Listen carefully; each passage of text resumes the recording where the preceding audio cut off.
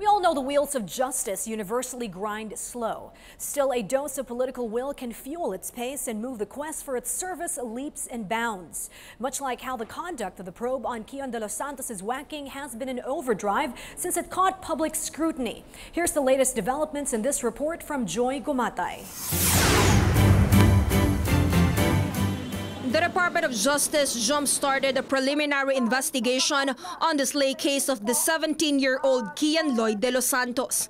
The four Caloocan police officers who conducted the anti-illegal drug operations leading to the victim's death boldly faced the panel of prosecutors. Nanunumpa ka na lahat ng nakasaad doon ay pawang katotohanan lamang. Here, 8 of the 16 witnesses under the protection of the Public Attorney's Office took their oath to assert their statements supporting the murder and torture raps. The legal counsel of the respondent's attorney, Oliver Yuan, then asked for a copy of the complainant's affidavit so they can submit their counter-affidavits in the next session of the preliminary investigation set for September 25 at 2 p.m.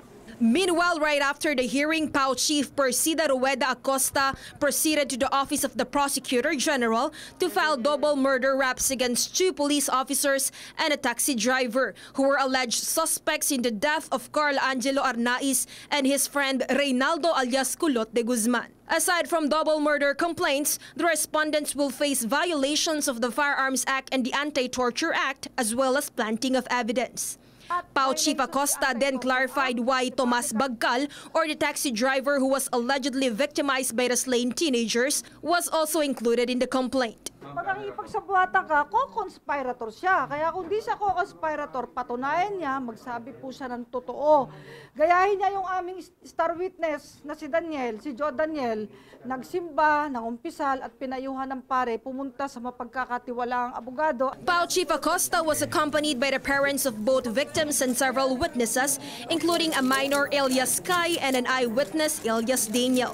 Considering that this case is or may be considered as a high-profile complaint, I will recommend to the Secretary that a 3-member panel be created. The formation of the panel of prosecutors will then be followed by the scheduling of the first session of the preliminary investigation. Joy Gumatay for The Nation.